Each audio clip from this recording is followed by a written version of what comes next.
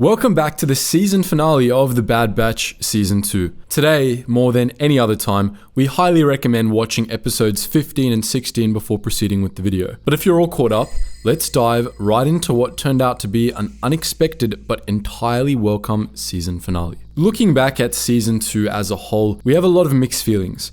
Some episodes were slow, like the treasure hunting episodes, but then others were incredibly moving or powerful. Namely, all the ones the Empire was involved in. This season also gave us some incredible character development, primarily focused on Crosshair and Tech, which we were stoked to see, while other characters revealed their true natures. In many ways, this season built up to its finale in increments, with clues hidden in the unlikeliest of places. A few weeks ago, we made our predictions about the season ending, and to an extent, we were right while also being way off. That's because this two-parter started by following the script everyone was expecting, then scrunched it up, threw it in the trash, and went off in the most unexpected and inexplicable direction.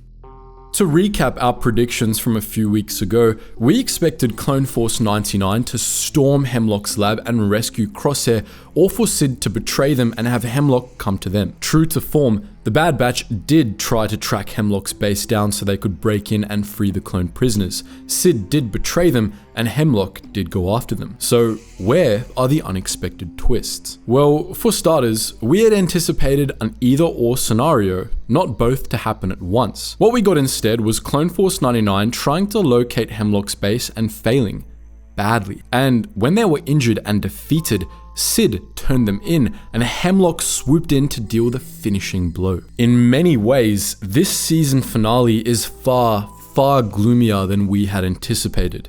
We had expected their mission to succeed and for the season to end with Clone Force 99 reunited. Instead, what we got was a depressing ending, with the squad more fractured than ever before. Crosshair is still imprisoned and injured, Omega was taken as a captive hostage to use against Nala Se, and Hunter and Wrecker were captured. And Tech? Well, Tech died. In some ways, we should have seen it coming. The writers focused on his character quite a lot this season. That blossoming romance he and Fee had going on was sweet, but a dead giveaway in retrospect.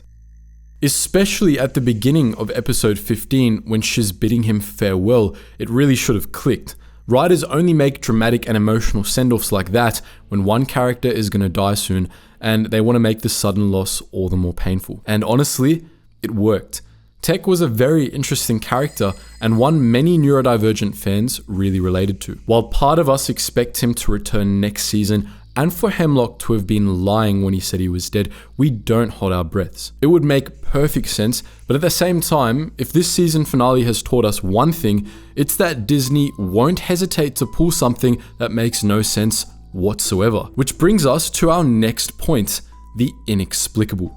Tech's untimely death and the gloomy finale were certainly unexpected, but as we said, they make sense, and in several ways, they're excellent writing tools. The loss of a beloved character tugged at the heartstrings and set the tone for the depressing ending, which was sad and pessimistic, but still sets us up for a very interesting season 3. As much as they saddened us, we understand the choices that the writers made, but some made almost zero sense. To start with, why did Hunter choose to return to Ord Mantell and Sid?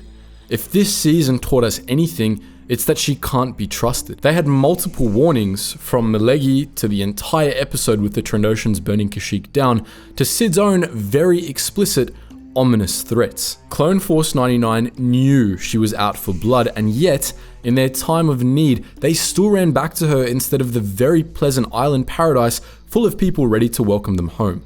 Why? The one reason we can think of is that AZ was on Ord Mantell with Sid, and that, in his panic, Hunter could only think of him to help Omega. That said, both she and Hunter were able to pretty much get up right away, so they couldn't have been so severely injured that only AZ could have saved them. The people on Pabu have been there for over 30 years. They have old folks still alive.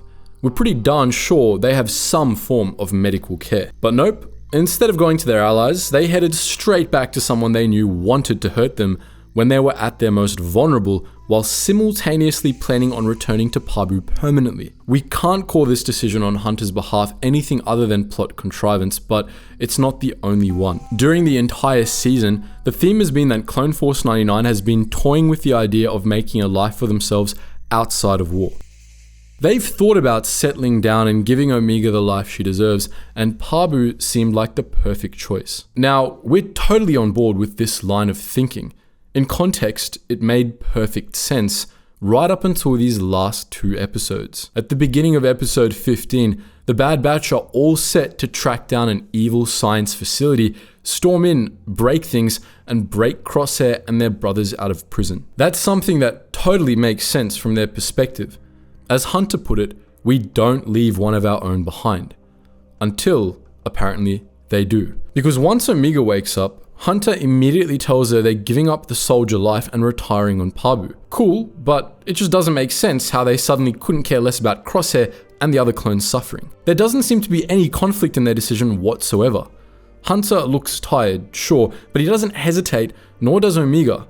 They all just want out. One potential explanation could be trauma. Losing someone close to you is incredibly traumatic, especially when that person sacrificed themselves to save you. In Clone Force 99's case, losing Tech clearly threw them off balance. As they point out, they have to take advantage of the chance at life Tech brought them, and we sympathize with that sentiment. At the same time, Hunter sees them all hurt and is probably thinking that he's already lost one squad member and doesn't want to lose another. All that would make sense if they seemed even the tiniest bit conflicted about their decision, but they don't. Echo seems to be unhurt, but he's not making an effort to arrange some other mission to rescue Crosshair and the others. He, of all people, should care about saving those clones that are being cruelly experimented on, but he doesn't seem to. All of them have just given up completely, and that really doesn't feel like the Bad Batch that we know. Again, it feels contrived, like the writers wanted to give us a little hope before Sid predictably screwed them over. The beginning and middle of this finale made sense.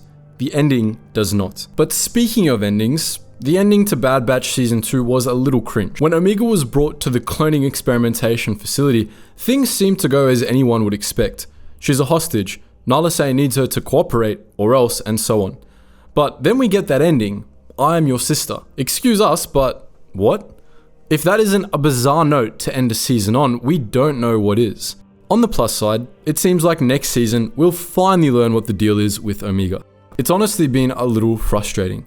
2 seasons in, and we have no idea how she's a clone or what's up with her, yet everyone else, including other clones, just matter-of-factly accepts that she's a clone and has the same genetic makeup as them. We've had many examples of clones differing genetically, like with the Commandos, but never before have we seen a female clone. For some time, rumor had it that she was transgendered, but Emery's existence disproves that theory. Instead, now we have 2 female clones that look nothing like their dark-haired brethren. It's odd, and somewhere past inexplicable on the scale of what the heck, but at least it promises us some answers finally. To close this somewhat disbelieving video off, it wouldn't be a video on the season finale without some season predictions. In season 3, we expect to finally learn how Omega came to be and what's so special about her type of clone. We also anticipate some epic breakout. They have to break free somehow. Either Nala Se will somehow orchestrate Omega's escape, perhaps at the cost of her own life.